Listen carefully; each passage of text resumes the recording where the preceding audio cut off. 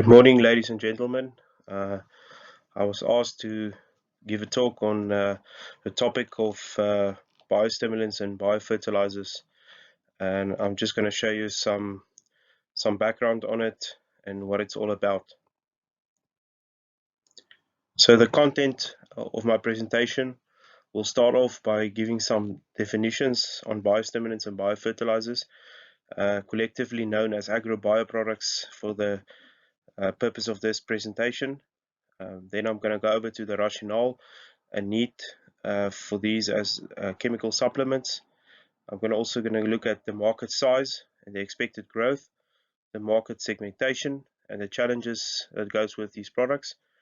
Then I'm going to look at the reported effects, the classification or overview, and the modes of action of biostimulant and biofertilizer products from a literature review perspective. And then I'm going to look at how we screen and select these biological products for the agricultural market.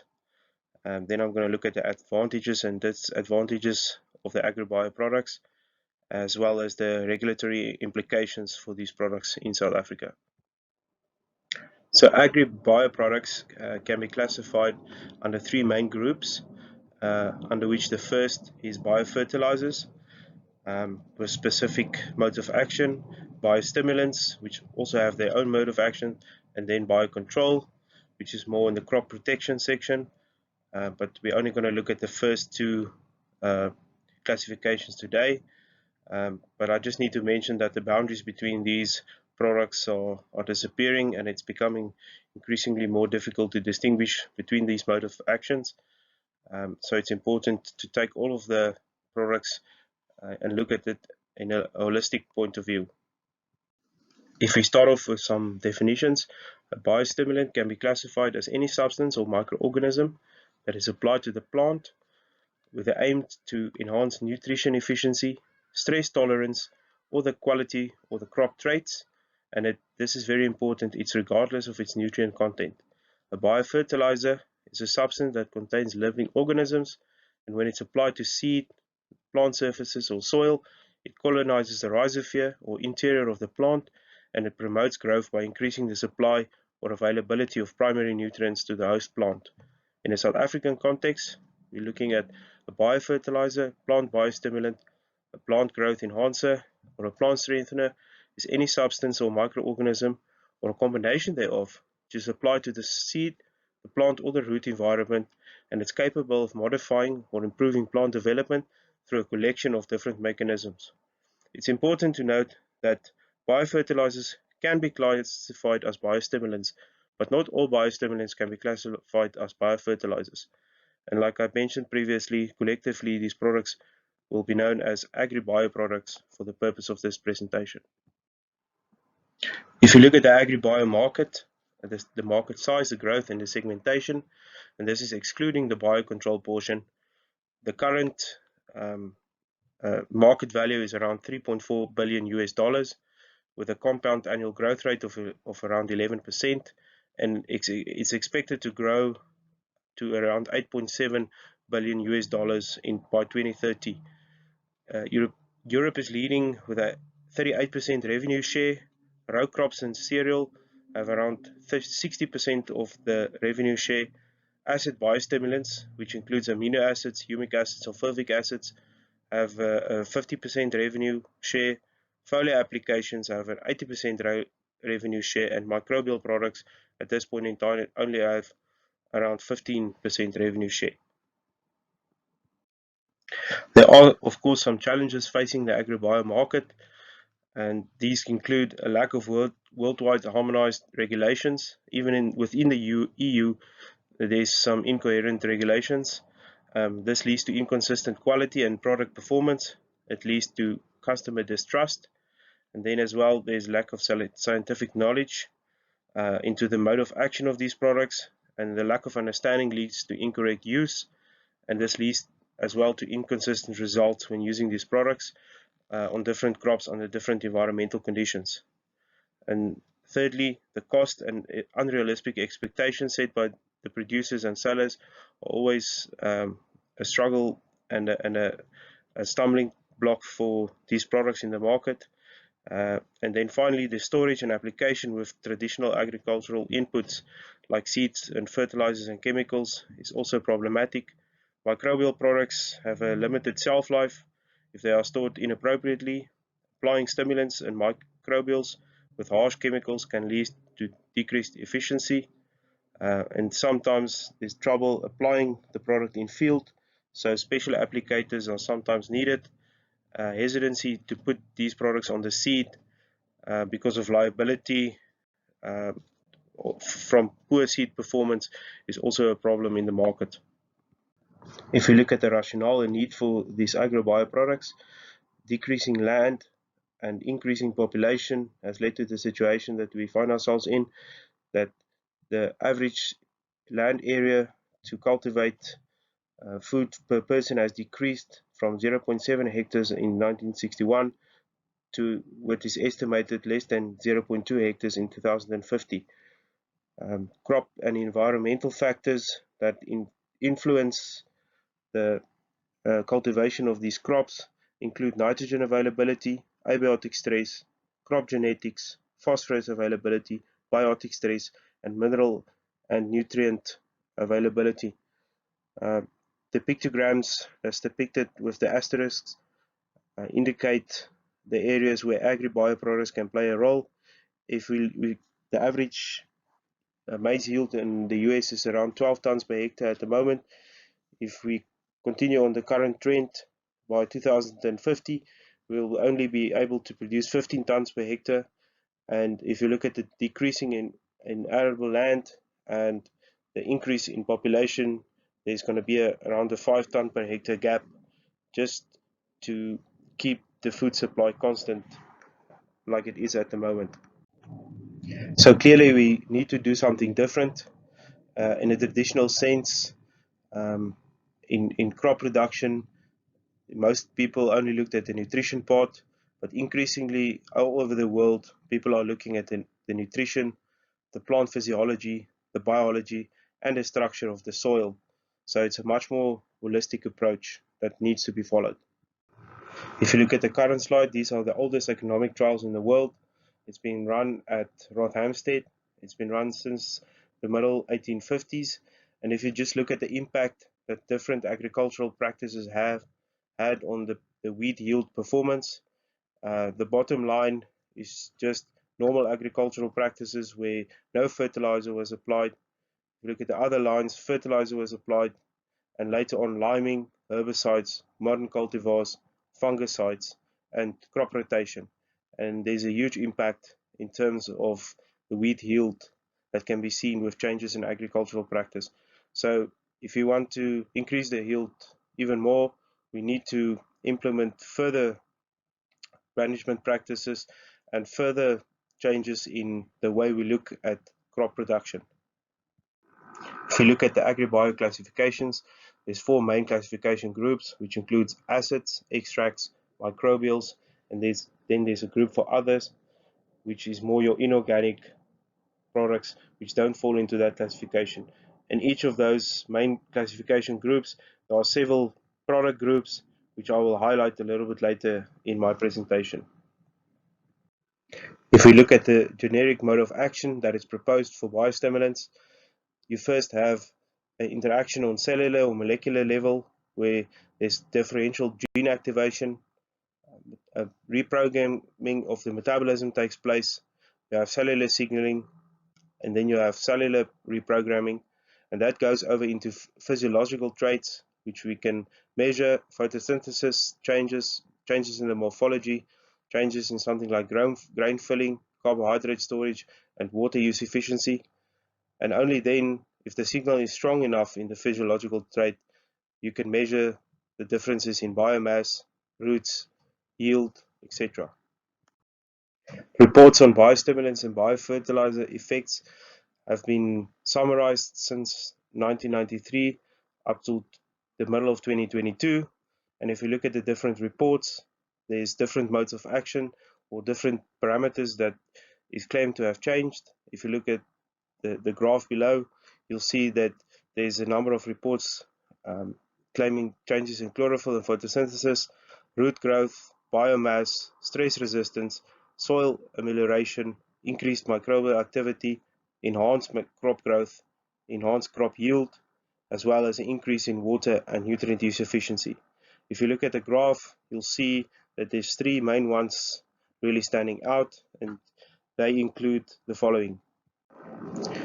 Increase in nutrient and water use efficiency have been reported over 350 times in literature.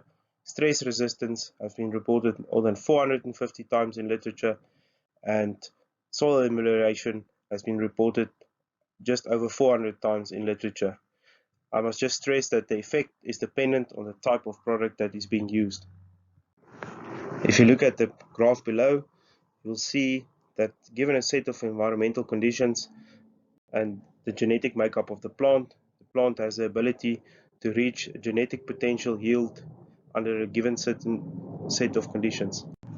If the environmental conditions change and there's a stress event taking place, it has an impact on the genetic potential, and the yield potential that can then be reached is known as the environmental potential. So with every stress event, the genetic potential is decreased, which will end up only in having an environmental potential yield.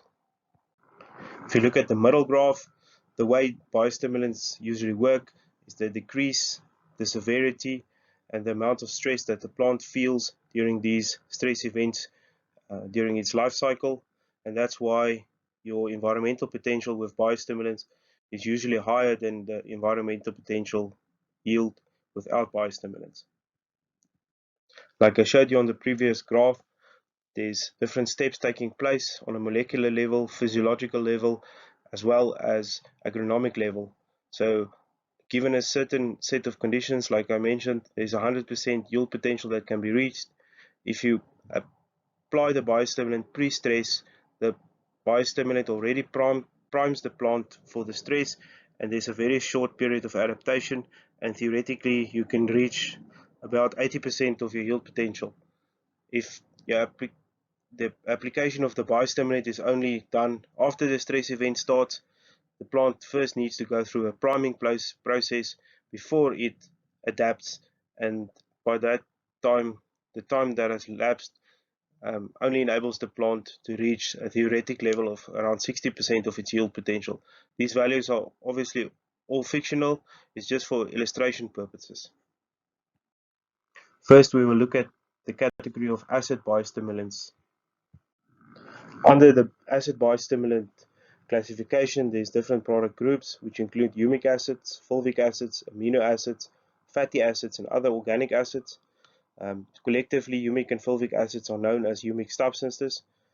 Around 95% of the market is made up of the top three products, which include humic, fulvic, and amino acids.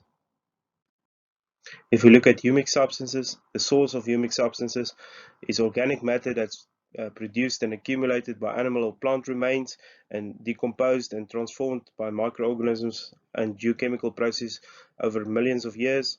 Most of these humic extracts are a combination of complex organic acids, and the distinct subgroups of humic substances are humic acids, fulvic acids, and humans. For the purpose of this presentation, we're only going to look at humic acids and fulvic acids. The sources of humic acid differ in terms of age. If you have very young material, your humic acid content will be very low. The middle portion of the decomposition chain, in terms of leonardite, is usually the highest in humic and fulvic acid substances. The more oxidized the products get, the lower the quality of the humic and fulvic acids become, until you reach bituminous black coal, where the humic and fulvic acid content is almost non-existent. If you look at the two subgroups of humic and fulvic acids are much smaller than humic acids, in a size of around 80 to 100 nanometers in size. It's got a much higher chemical reactivity, it's a higher number of functional groups and ionic charges on these molecules. Because they are smaller, they are lower in molecular weight, and because of the larger amount of functional groups, they have a higher degree of oxidation, with a carbon to oxygen ratio of around 1.75 to 1. These fulvic acids are soluble in all pH ranges, and they are very good at chelating divalent cations without precipitating out of solution. Whereas humic acids are much larger in size, around 150 to 300 nanometers, less chemical reactivity because of the lack of functional groups. It's got a higher molecular weight, and because of the less functional groups, its oxidation degree is also lower, and with a carbon to oxygen ratio of around 2.2 to 1. Because of the lower oxidation, these products are only soluble in high pH, and they also tend to precipitate out when they come in contact with divalent cations. It's also very important to note that not all humic substances and sources are equal. Humic substances, for them to be biologically active, they need to have a certain amount of oxidation in the carbon structure. If they are very highly reduced and the carbon ratio of around 4 to oxygen of around 1, then these sources become biologically inactive. They need the oxidized surface functional groups for their bioactivity. The oxidized humic substances interact with membranes of the microbes, causing changes in their metabolism and allowing them to use a humic acid as a carbon source. Different humic acid compounds contain different amounts of biologically active compounds, which can also be used for microbial stimulation. So the biological compounds that are in the structure of humic acid is often amino acids, carbohydrates, lipids, and fatty acids, as well as plant hormones, which originate from the parent material from which these humic substances formed during decomposition. If we look at the study of Kulikova et al. That was published in May 2021, you will see that humic acids are much richer in these active compounds than other humic substances like fulvic acid. You'll see that most of the humic acids contain high amounts of amino acids, carbohydrates, lipids, and plant hormones that's still in their structure. Like I mentioned, it is from the parent material that it was produced before the humification process started. The benefits of humic substances can be subclassified into two different modes of action, where you have indirect and direct effect. They of course have influence on the plant growth itself, the biological life in the soil, as well as the soil structure. So the indirect effect is usually related to nutrient retention and availability to plants, an increase in soil aggregate stability, improvements in water penetration and soil wetting properties, as well as water holding capacity of the soil. It's also known to stimulate microbial life in the soil, and it can also buffer the soil to changes in soil pH. Direct effect is basically metabolic adjustments that takes place within the plant to make it more resilient to stress, and it can also help the plant to take up more nutrients. And there's also, because of the hormonal structure that's in the parent material, it can also have a direct hormonal stimulation on the plant. If you look on the slide, you'll see the benefits of using humic acids in a biological sense. On the photos, different amounts of humic acids were added in the rhizosphere, and the green dots you see is an accumulation of biological life around the root, and with an increase of humic concentration around the root, there's a clear increase in microbial life around the root. If you look at the schematic representation of these indirect effects, which I mentioned earlier, the chelation of nutrients is also well known by humic substances. The increase in the cation exchange capacity, improvement in soil aggregate stability, improvement in water penetration and holding capacity of the soil. It must be noted that in literature, most studies suggest that the improvement in aggregate stability and water penetration and holding capacity is due to the microbes that's being stimulated, carbohydrates and sugars that being excreted by the microbes, which cause the agglomeration of the smaller soil particles, which increases the soil pore volume, which causes better infiltration of oxygen and water into the soil and more stable soil agglomerates. Recent metabolomic studies that we have done to elucidate the direct effects of these humate substances include changes in hormone in the plant, changes in carbon fixation, nitrogen and sulfur metabolism of the plant, as well as an increase in stress resistance. If you look at the right box graph there, the cluster of dots is a schematic representation of the metabolism of the plant. The blue dots indicate a plant that was without stress and without the humic substances. The green dots indicate a plant without stress with the humic substances, whereas the red dots indicate a plant that was stressed without the humic substances, and the yellow dots are the plants grown under stress with the humic substances. As you will see, the yellow dots are much closer to the normal metabolism of the plant, which indicated that there's a direct biostimulation of the metabolism of the plant, making it more stress resistant. Amino acid biostimulants include a whole range of biostimulants that are bioactive in the plant, and literature suggests that they improve nutrient uptake, they improve the availability of nutrients, the use efficiency of water by the plant, efficiency of photosynthesis by the plant, as well as alleviating stress under stressful conditions. The next group of biostimulants that we will look at is plant extract biostimulants. Plant extract biostimulants is usually classified into several classes, but for the purpose of this presentation, we'll only look at one of the classifications, which makes up more than 90% of the plant extract biostimulants, and it comes from marine algae or macrocystis, and these products are known as kelp. There are three main different commercial species. First of which is Clonia maxia, which is found off our own coast in South Africa. Then we have Durevilla potatum, which is extracted from the marine algae in Australia. And then we have the northern kelp, which is the Ascophyllum dorsum, which comes from the North Sea. So how do we go about evaluating a good kelp source?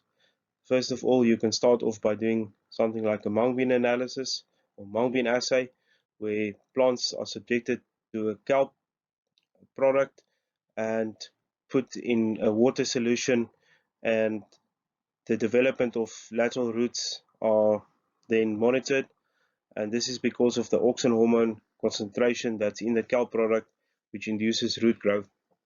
It's also important to note that not all kelp products have the same effect on root growth, and there you can see on the graph that different kelp sources have distinctly different reactions in terms of lateral root formation. It's also very important to remember that a good kelp source is not just about the plant hormones that's present in the plant, although they play a significant role in the mode of action of these kelp species. In agriculture, there's several other components like organic nitrogen, organic carbon, sugars, polyamines, betanes, and a whole host of amino acids that also plays a functional role in the mode of action with which these kelp products improve crop quality and stress resistance in the field.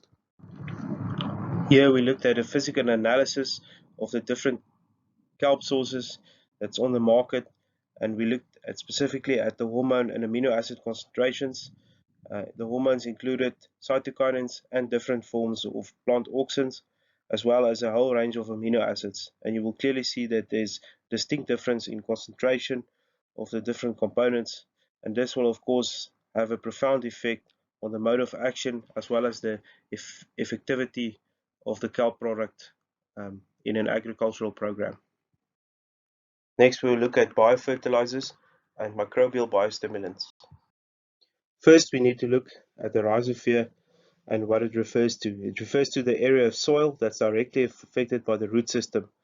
It's associated with root secretions as well as microorganisms. It's an area around the root system that contains an abundance of microbial species and is dependent on sugars and proteins as a primary food source that is excreted by the plant.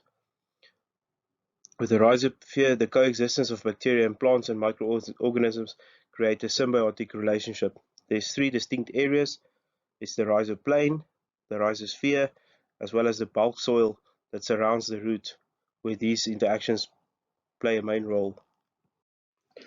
There are three main groups of biofertilizer biostimulants or microbial biostimulants, and these include nitrogen fixing, potassium solubilizers, as well as phosphorus solubilizers.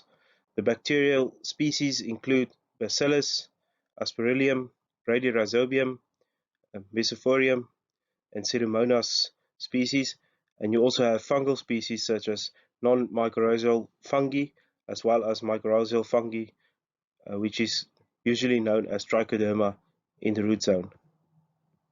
These microbes can influence the plant by various mechanisms, which include direct and indirect forms.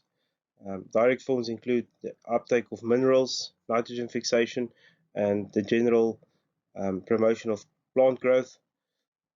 The indirect mechanisms include the siderophore production, systemic resistance, the production of antibiotics, which uh, suppresses pathogenic fungi and microbes in the soil, as well as lytic enzymes, which is involved in the breakdown of these pathogens and the cell walls of these pathogens in the soil.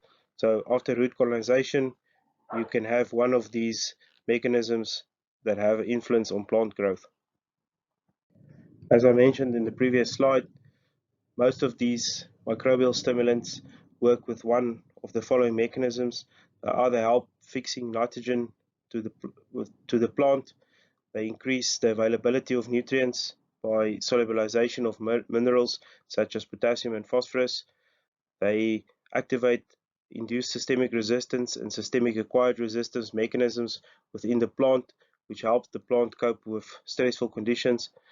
These PGPR of plant growth promoting rhizobacteria also produce a host of phytohormones which help the plant uh, resist stress, but these phytohormones can also improve root growth and other physiological processes within the plant. These microbes also improve soil structure, which helps water and air penetration into the soil. And like I mentioned, these microbes also produce a host of biocontrol agents which suppresses pathogens around the root zone of the plant. So how do we choose the correct microbe for the correct product performance? So this is a typical product development sequence that will take place. You'll have strain optimizations where you discover the microbiome around a certain crop. Then you look at the genome of the microbes. Then you validate that biome through high throughput bioassays and microbial ecology studies. Then you formulate the product containing the different microbes, the target microbes. Then you evaluate the product performance, and then you scale up the production to produce the product in mass amounts.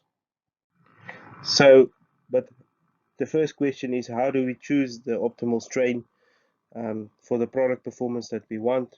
So you do meta-analysis of the microbiome around the roots.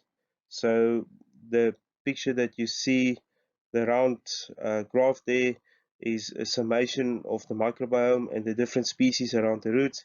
And this is done by taking a soil core around the roots and evaluating the microbiome and identifying the genetic signatures of each of these microbes. What makes it a little complicated is that this microbiome sometimes changes with different growth stages and different environmental conditions. So that is also something that needs to be taken into account. If you look at the picture on the right, you see a cluster of different microbial populations under different growth stages of the maize plant. So once the strains have been identified and the optimal microbes have been chosen, they have to be evaluated for optimal efficiency, and this is where we do studies like metabolomic studies, where we look at the microbiome, the metabolism of the plant, as well as the effects that it has on the plant growth in a physiological um, growth manner. So what we do is we look at the the microbe effect on the plant by looking at the changes in metabolism under different conditions. So this study was done again with stress conditions.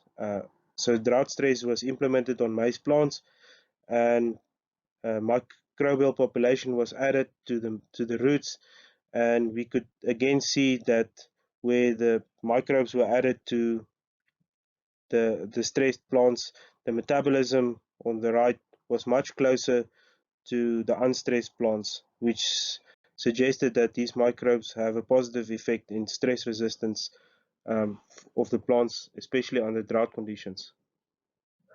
So if we take a closer look at the trial, if you look at the maize under drought stress, the the plant growth promoting rhizobacteria induced metabolomic reprogramming of the plant. And if you look at the different clusters of data which represents the metabolism of the plant, you'll see that the plant which was under no stress with and without the PGPR, the metabolism was identical or almost identical, and the plant that was under stress with no microbes, the metabolism drifted far away from the normal metabolism of the unstressed plants, and when the microbe was added or the PGPR was added with in combination with the drought stress, you could see that the metabolism was a lot closer to a normal metabolism of the unstressed plant. And we looked at the different metabolic pathways, and we could see that the significant changes took place to the phenylalanine metabolism, the arginine and metabolism, and those metabolisms are shown and known in literature to have a positive effect on drought resistance of the plant, as well as the flavonoid biosynthesis, which is also known to be a powerful antioxidant in the plant. We could also see that the citrate cycle, the TCA cycle, was improved, which indicated better photosynthesis of the plant. We could also see that the phyto hormone synthesis in the plant was upregulated, which increased plant growth and plant resistance to the drought conditions, as well as amino acid metabolism in the plant was also increased when the PGPR was added to the plant. So in summary, the trial revealed that different metabolomic paths that's associated with stress resistance was activated, and there was an upregulation in the compounds and the metabolomic pathways associated with stress resistance in the plant, as well as general growth promotion um, in the plant, and a lot of the metabolomic pathways associated with photosynthesis as well as phytohormone production was also upregulated, and that is why we saw a difference in stress resistance and increase in growth within the plants when the PGPR were added.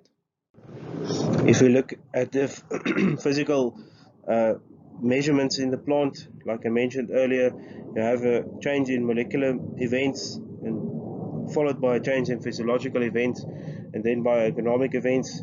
So you have to have a change in agronomic events, and that can only happen when the signal for change is strong enough. So for agronomic to be agronomically important, the plant has to have changes in the agronomic traits of the plant. And here you could see clearly that the change in biomass that was taking place under different levels of stress. So when no stress was added and the PGPR, you could still see an increase in growth, although it was not um, significant from all the other treatments, but it was significant from the no stress treatment where no PGPR was added. And with increasing stress severity, the PGPR made a bigger difference as the stress increased, stress conditions increased within the plant. So If you look at the difference in summary of the advantages and disadvantages of AgriBio products in the market, the benefits include reduced environmental impact, reduced toxicological profiles that can be applied to organic or conventional farming systems. Depending on the crop, they may be applied via different application methods. Microorganisms are living factories and they continue to generate and they don't break down over time. The disadvantages are that it's challenging to apply them correctly. It's challenging to incorporate them in conventional farming practices. You also have compatibility issues with conventional chemistry. Um, you need increased follow-up applications in some cases. The environmental conditions affect the efficacy or the viability of the active ingredients, and there's also some regulatory challenges. Speaking of regulatory implications of AgriBio products, in South Africa, these products are all classified under Group 3 or M number registrations. The main thing that you have to prove is you have to prove the efficacy of the product, irrespective and independent of the nutrient content. So when these trials are run and there's nutrients added to the biostimulant products, you have to have a positive control and a negative control where no nutrients are added. And in doing so, you have to substantiate all the claims in a statistical way for different crop groups. So if the stimulant is registered for a certain crop group, it doesn't mean that it can be applied to all crops under all conditions. So for microbial products, the regulations require PCR results to prove the species and the strain. If these products need to be imported, import and mass release permits have to be obtained for the microbes. But if you want to look at a full list of requirements, please see DALRAD's website at www.dalrad.gov.co.za. Thank you for your time, and I will take any questions now.